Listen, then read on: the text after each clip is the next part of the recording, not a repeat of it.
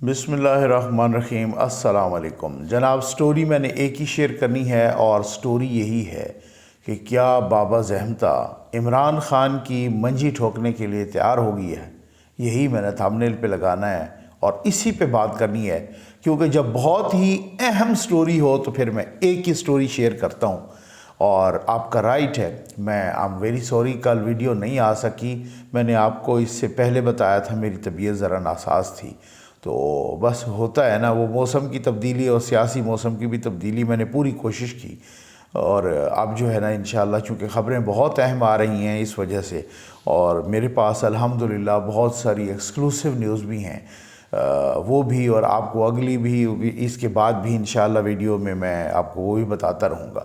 لیکن اب باب رحمتے کا ایک دو صحافیوں سے گفتگو ہوئی ہے، اس پہ بات کرتے ہیں اور وہ بات بڑی اہم ہے، ٹھیک ہے نا، اور میں آپ کو بتاتا ہوں کہ معاملہ کیا ہے، اصل چکر کیا ہے، ٹھیک ہے نا، ان سائیڈ سٹوری جو ہے۔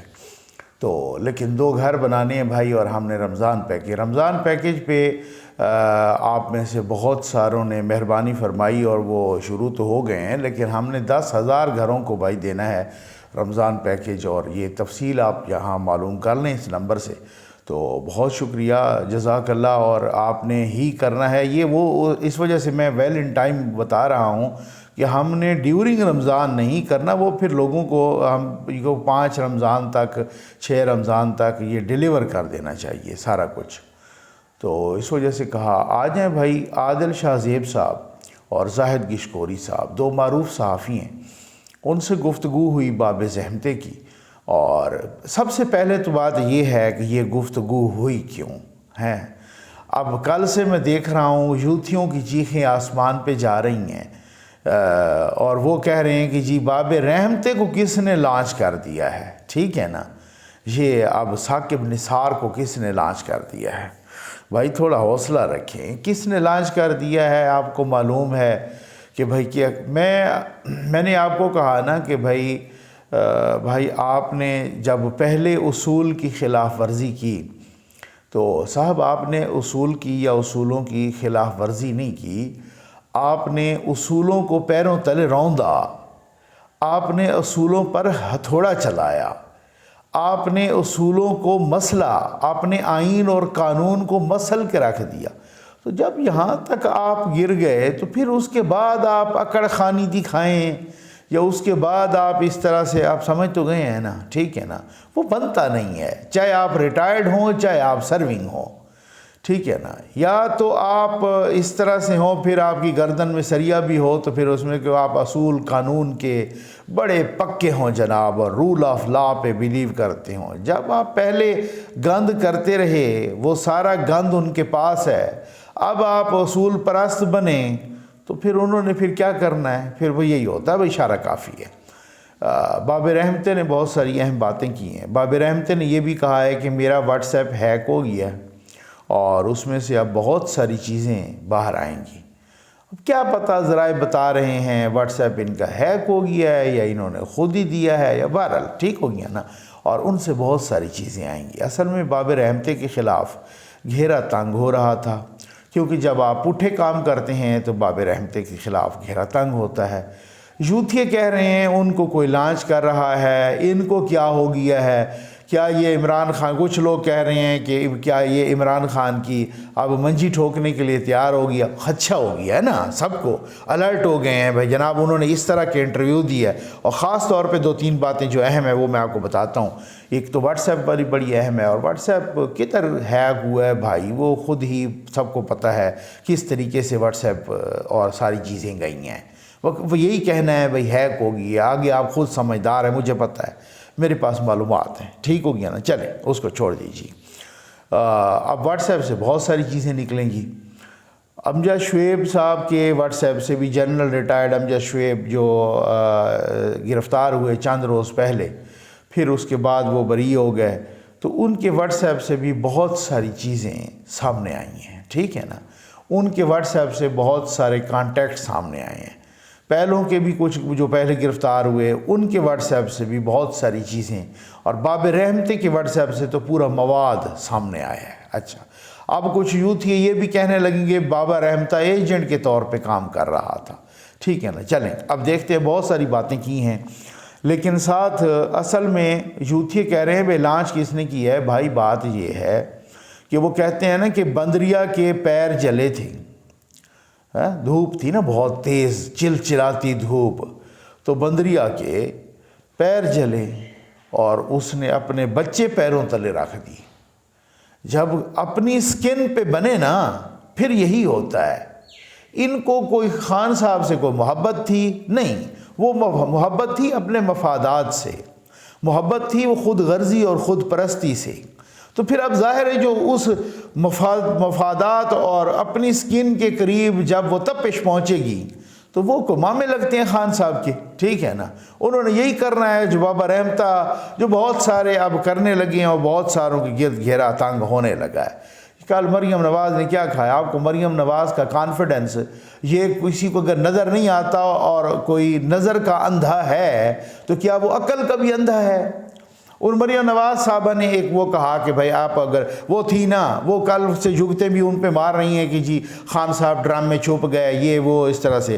تو وہ نیب کی ٹیم گئی ان کو جو ہے نا نوٹس دینے کے لیے زمان پارک, تو وہ انہوں نے نوٹس نہیں لیے اور جناب پہلے یہ خبر آئی کہ وہ کہیں وہ ان کی ٹیم نے روکا اور وہ نوٹس وصول کرنے سے اب نیب نے ان کو 9 مارچ کو بلایا ہوا ہے تو وصول کرنے سے انکار کر دیا اور یہ وہ اس طرح سے. مریم نواز صاحبہ نے اس پہ جگت ماری کہ آپ جتنا بھی چھپے ہیں, کیا آپ کا خیال ہے کہ آپ کو باقیات بچا لیں گی, یعنی فیض کی باقیات بچا لیں گی؟ ٹھیک ہے نا.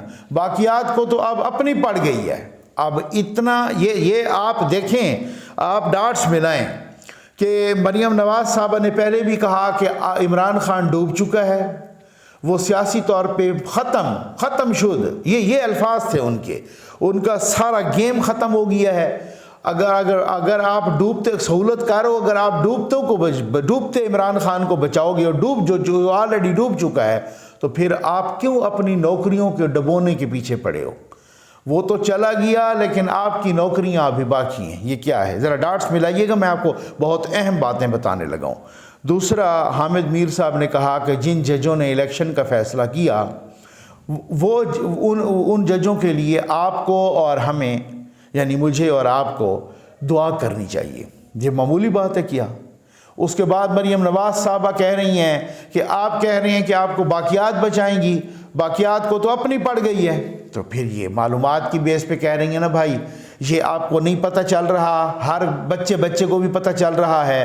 ان کا جو کانفیڈنس ہے جو مریخ تک پہنچ چکا ہے مریم نواز صاحبہ کا, جو اعتماد ہے جو کانفیڈنس ہے وہ اس طریقے کا پہنچ چکا ہے. تو پھر یہ کیوں ہے؟ کیا ان کو پتہ ہے باقیات پہ ہاتھ پڑ گیا ہے, ان کو پتہ ہے سہولت کاروں پر بن گئی ہے. اور میں آپ کو معلومات کی بنیاد پہ کہہ رہا ہوں کہ سہولت کاروں کے گرد وہ گھیرا تنگ ہو رہا ہے اور ہو چکا ہے, اور ان کو وہ کارڈن آف کیا جا رہا ہے اور کیا جا چکا ہے کہ آپ صرف چند دنوں میں آپ دیکھ لیں گے کہ ہونے کیا جا رہا ہے.